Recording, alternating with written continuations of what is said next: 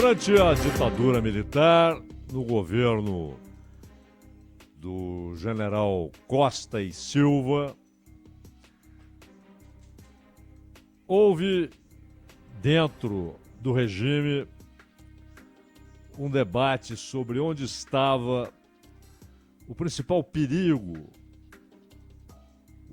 a principal fonte de desestabilização, onde poderia estar a pessoa, o movimento, o fato, a ação que poderiam desestabilizar a ditadura militar no Brasil. E o regime não teve dúvidas. O principal inimigo da ditadura era, então, Carlos Marighella.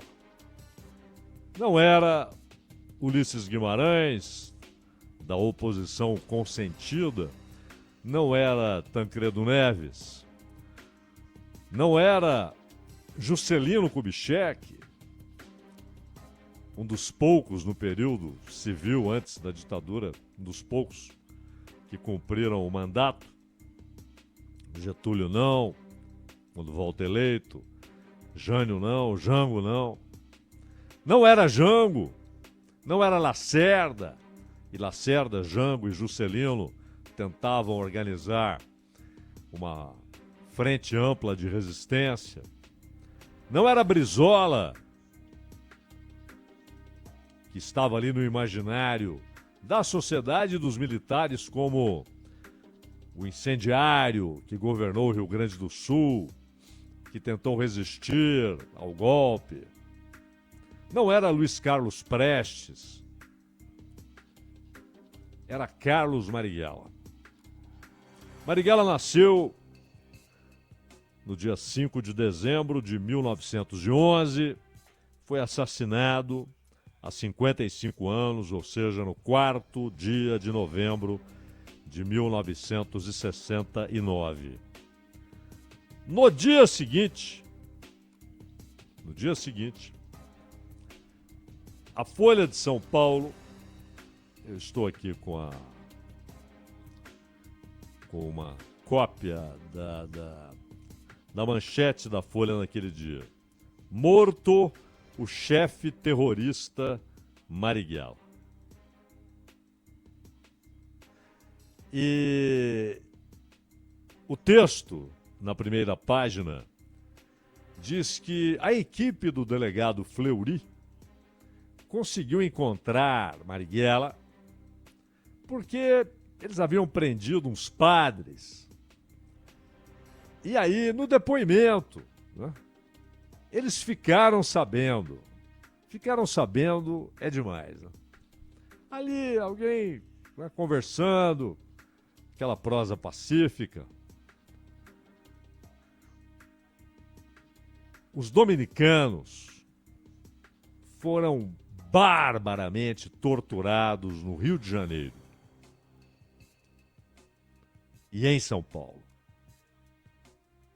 Barbaramente torturados. E, em certo momento, 2 deles não suportaram mais. E foram usados, inclusive, para marcar o encontro com Marighella.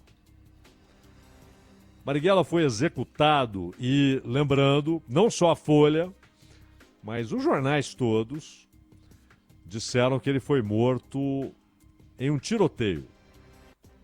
Mentira. Ah, mas os jornais não sabiam, não divulgassem que foi num tiroteio. Marighella foi morto. Segundo a polícia, segundo o time do Fleury, foi em um tiroteio. Essa é a versão policial. Não iriam arriscar nada, né? Os jornais não seriam fechados se colocassem pelo menos, segundo a polícia, vírgula, Marighella foi morto durante um tiroteio. Não. Aquilo vem como informação, como se eles fossem testemunhas do que ocorreu. E não houvesse a menor possibilidade de que aquilo fosse mentira. Depois, claro, descobriu-se que não foi tiroteio. O tiro que o matou foi dado de cima para baixo, quase a queima-roupa. Não tem nada de tiroteio. E, inclusive, a maneira como o corpo foi colocado no Fusca era absolutamente antinatural. Não havia como ele cair daquela maneira, naturalmente, né? E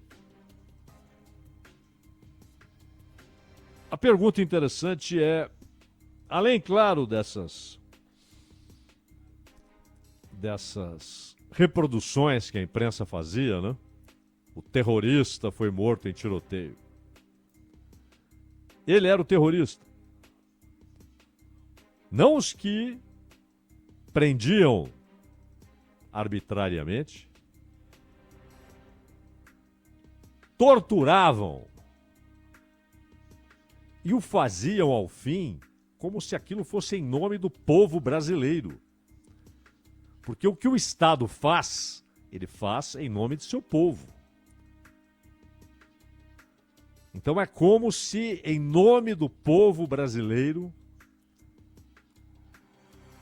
milhares de pessoas fossem torturadas.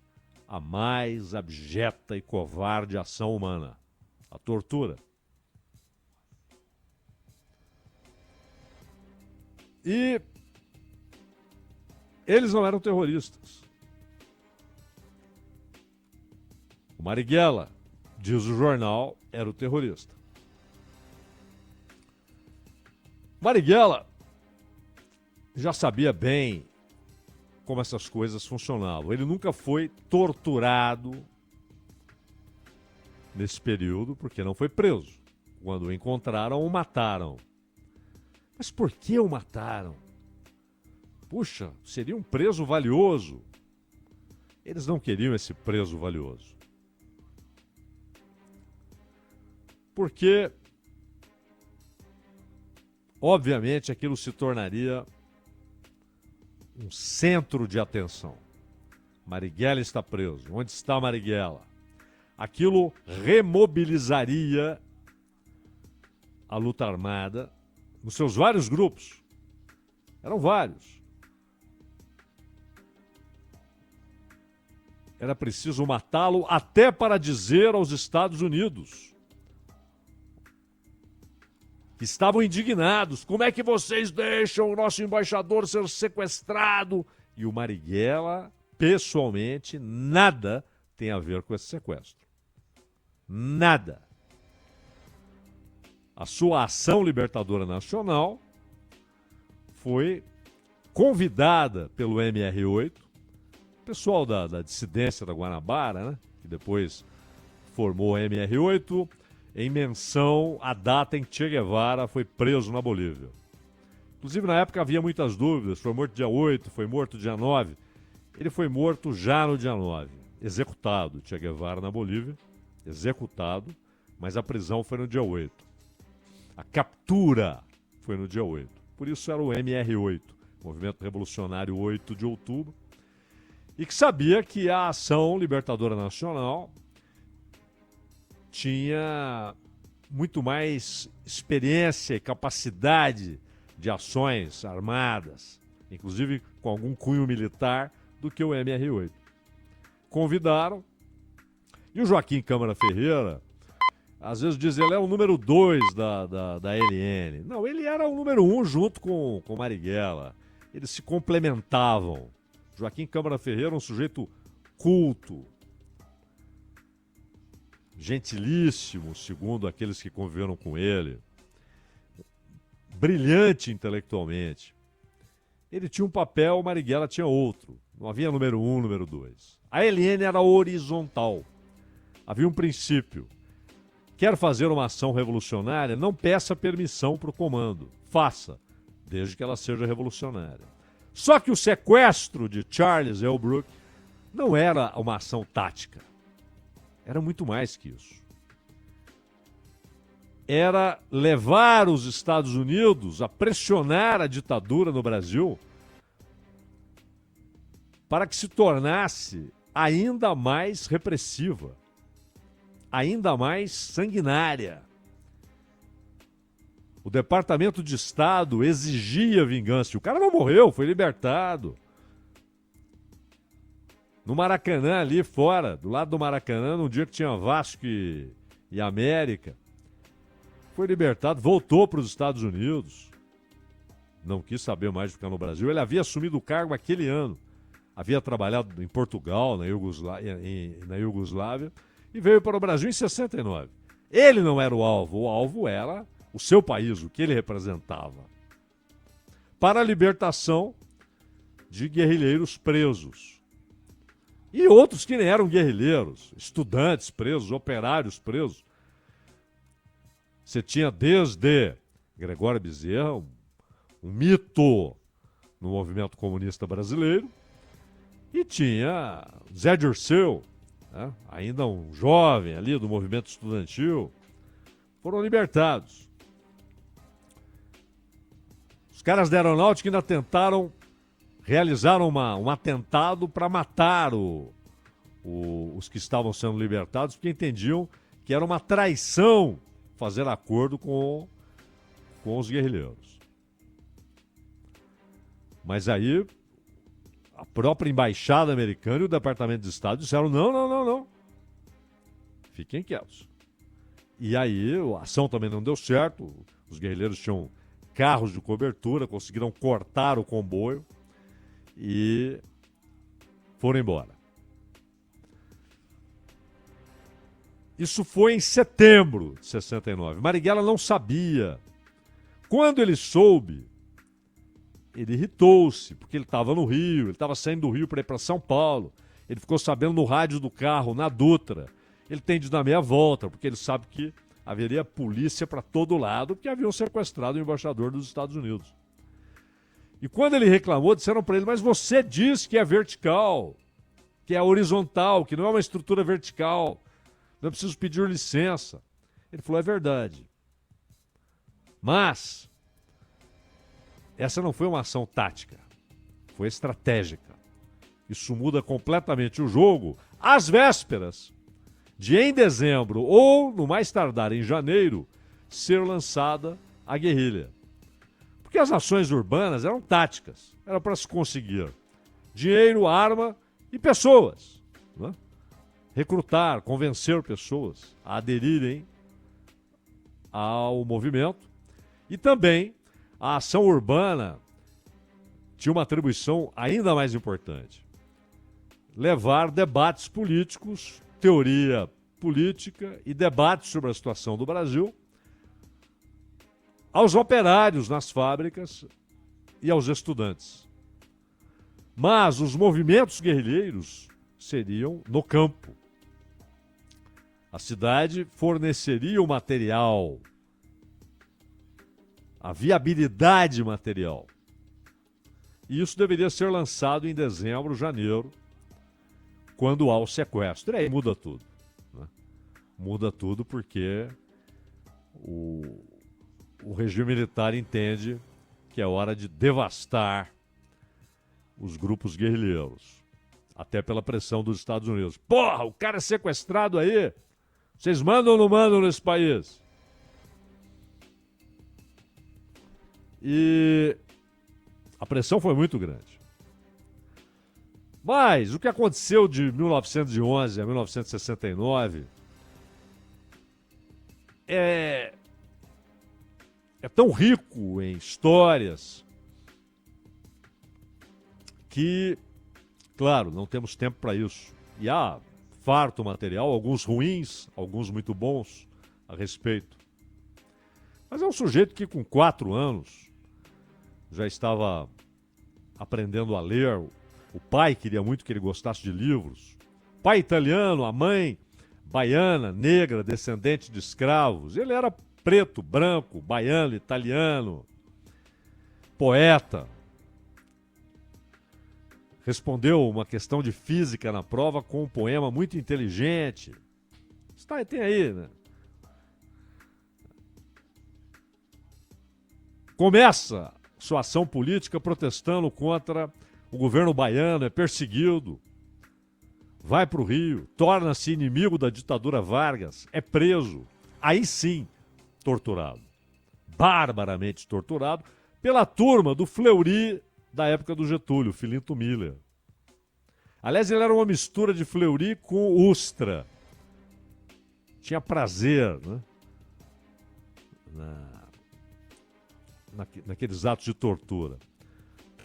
37, 2 anos em cana, muita tortura, algumas que, por respeito aos ouvintes, não vamos mencioná-las. É libertado por uma decisão do novo ministro da Justiça, contra a vontade de Filinto Miller, que escreveu para Getúlio. É um erro, é um erro. Fica preso outra vez, é preso em 39, passa a Segunda Guerra preso. Ele passa a Segunda Guerra preso. Fernando de Noronha. Aquelas ilhas no Rio de Janeiro que eram usadas como presídio, Graciliano Ramos sabia bem. E aí, quando acaba a ditadura Vargas, há uma anistia, ele é libertado, candidata-se pelo Partido Comunista, que é colocado na legalidade pelo Dutra, candidata-se à Câmara dos Deputados, é eleito deputado pela Bahia, Prestes foi eleito senador pela Guanabara e Marighella deputado pela Bahia. Deputado constituinte, porque ali se escreveu uma nova Constituição. Getúlio também foi como senador, mas Getúlio só foi a uma sessão. Ele que havia fechado o Congresso reaberto, ele faz parte como senador. Só que depois vem a Guerra Fria e os Estados Unidos exigem a ilegalidade dos partidos comunistas na região. E o Brasil obedece servilmente. E aquele partido que havia há tão pouco tempo sido colocado na legalidade é atirado de novo à clandestinidade. Ele, na clandestinidade, volta a ser o de sempre, um militante, vai à União Soviética, vai à China. Ninguém que escreva uma biografia séria sobre Marighella, ou conte em filme, em peça, onde for, ninguém pode chamá-lo de stalinista, maoísta, trotskista, guevarista, nada. Ele era Marighella. Ponto. Mas absorveu coisas da história soviética, coisas da história da Revolução Chinesa, que então era uma criança de 5 anos, ele foi em 54. A Revolução foi em 49. Também observou muito o processo cubano. E, em 58, o Partido Comunista Brasileiro solta um dos mais cretinos documentos da sua história. Não foi o maior erro. O maior erro, sem dúvida, foi o assassinato da garota Elza, né? Crime cometido na década de 30. Crime abominável. Mas houve erros. Erros de avaliação em 35. Erro do Prestes apoiar o Getúlio naquele acordo em que ele sai da prisão. E o erro de apostar na ideia de que era preciso ir a reboque. E o documento de março de 58 é de um reformismo barato. Prestes sabia disso, mas ele não quis contrariar a maioria, porque ele tinha noção de manter a autoridade do partido, então ele não poderia, ele próprio como secretário-geral, desautorizar o que a maioria havia decidido, mas ele sabia que era um documento reacionário, que transformava a política do PCB numa política de ir a reboque da burguesia nacional desenvolvimentista. A ideia, não, nós temos aqui a burguesia aliada, e o caminho ao socialismo pode ser um caminho pacífico, com eleições, e você vai conscientizando. A mesma ideia que o Allende teve, né? Mas, acima de tudo, era a negação de qualquer processo revolucionário. E também a ideia de que isso não era tão importante. O importante era ali, fazendo reformas. Muito tempo depois, inclusive em 79, quando é exumado o corpo de Marighella, 10 anos depois dele ser assassinado, o corpo é exumado, os restos são levados para a Bahia. Aí o Prestes, voltando ao Brasil, em razão da anistia ele pôde voltar, ele faz então um reencontro com Marighella. Ele discursa, ele continua achando que a luta armada não era o melhor caminho, ele continuava achando isso em 79, mas ele disse, Marighella fez isso por causa dos nossos erros.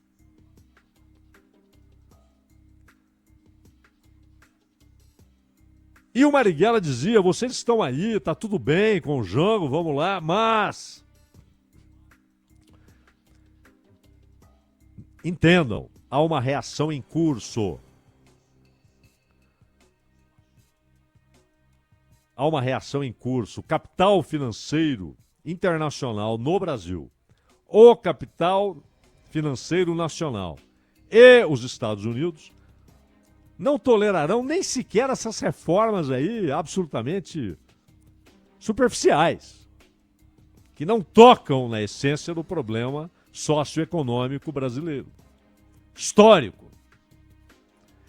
E é o seguinte, esses que estão com vocês hoje, que estão lá, vamos lá, camaradas,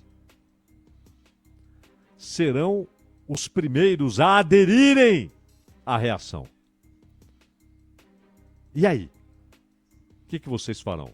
Não, o Prestes pensava, o povo não vai permitir, grande parte das Forças Armadas está conosco. É verdade, havia muitos oficiais ligados ao Partido Comunista e tal. E o Gregório Bezerra dizia o seguinte, falou isso para o Carlos Eugênio Paz, o Clemente, que era um jovem quando fez parte da ALN, a Ação Libertadora Nacional, quando seguiu Marighella. Ele falou, em 35, disseram para mim, consiga as armas que nós conseguiremos o povo. Ele conseguiu as armas. Não tinha povo. Em 64, disseram para ele, porque ele estava ligado àqueles grandes movimentos camponeses no Nordeste, que foram brutalmente atacados pela ditadura. As ligas camponesas foram brutalmente atacadas, porque eles sabiam que ali havia um movimento sério, nas ligas camponesas no Nordeste. E disseram para ele em 64, reúna os homens e nós conseguiremos as armas. Agora era o oposto. Antes ele tinha de conseguir as armas, agora as pessoas. E nós conseguiremos as armas. Ele reuniu 5.000 pessoas. Não tinha arma. E o PCB ficou naquela de resistência pacífica pelo caminho institucional, embora na clandestinidade. O Marighella não aceita isso, denuncia isso. Rompe com essa linha. Em 67 há um convite para o PCB participar de um encontro solicitado, bolado, concebido pelo Allende em Cuba. Olas. E o Fidel recepcionou o encontro, tal. O PCB não quis mandar representantes. Estava muito na defensiva. Isso já 67. E o Marighella vai, por conta própria. E lá começa a desenvolver treinamentos de guerrilha com alguns dos seus seguidores. Mas deixou claro, nós não queremos qualquer interferência de Cuba no nosso movimento. Queremos apenas esse apoio de treinamento militar. Volta para o Brasil. E no 6º Congresso, em dezembro de 67, Marighella é expulso do partido, acusado de foquismo. Foquismo é uma bobagem do senhor Regis Debré, que não entendeu a Revolução Cubana e achou que aquilo era foquismo. O que é foquismo?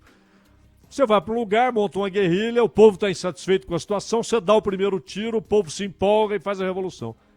Isso nunca aconteceu em Cuba. O pessoal na Sierra Maestra tinha vasta ligação com o movimento operário, movimento estudantil, sindicatos, dentro da ilha. Não tinha nada de foquismo. E o próprio Che em nenhum momento pensou em ideia foquista na Bolívia. Marighella também não, nunca foi foquista. A ALN, e aí ele, expulso do partido, ele mergulha então de vez na Ação Libertadora Nacional, que chega a ter, claro, não inteiramente envolvidos, mas 15.000 colaboradores no Brasil. Nenhum grupo chegou pertinho de, mas nem Metade disso. Nenhum grupo. Nem Tiradentes, nem Colina, nem VPR, nem VAR Palmares. O grupo do Lamarca. Ninguém conseguiu esse nível de adesão. E havia uma coerência, porque o programa dizia o quê? O programa da ALN. Serviço de saúde para todo mundo, serviço universal de saúde, educação pública e gratuita para todos que quiserem. Nada de extraordinário. Ele não queria fazer a revolução leninista no Brasil. Ele sabia que não havia a menor condição, nem circunstancial, nem estrutural. Mas essa coerência e um fato, um princípio, uma premissa. Quem introduziu as armas na política brasileira não foram eles, foram os militares.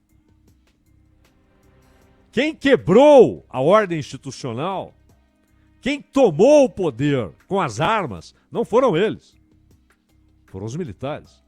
E quem estava usando a estrutura do Estado já antes de AI-5, AI-5 é dezembro de 68, para reprimir, prender, caçar deputados, torturar já, não como algo sistêmico, que é o que vem depois. Com AI-5 e principalmente a partir do governo Médici toma posse no final de outubro de 69, quando Marighella morre e ele já está no poder. Mas, principalmente com Médici, aquilo se torna sistêmico. E é mantido no governo Geisel. E tem seu momento derradeiro, mas ainda com larga margem de ilegalidade e injustiça no governo Figueiredo. Mas eles sabiam que ali havia uma coerência inabalável. E por isso ele é chamado de inimigo número 1. Eles usaram essa expressão. Inimigo número 1 do Estado. Ou seja, o principal inimigo da ditadura brasileira. E que aqueles que hoje pensam, comungam de alguma maneira algumas das ideias de Marighella e que se dizem à esquerda e tal, tenham noção do tipo de parâmetro que há na história política brasileira e como as coisas andam rebaixadas, meu caro Ronald Gimenez.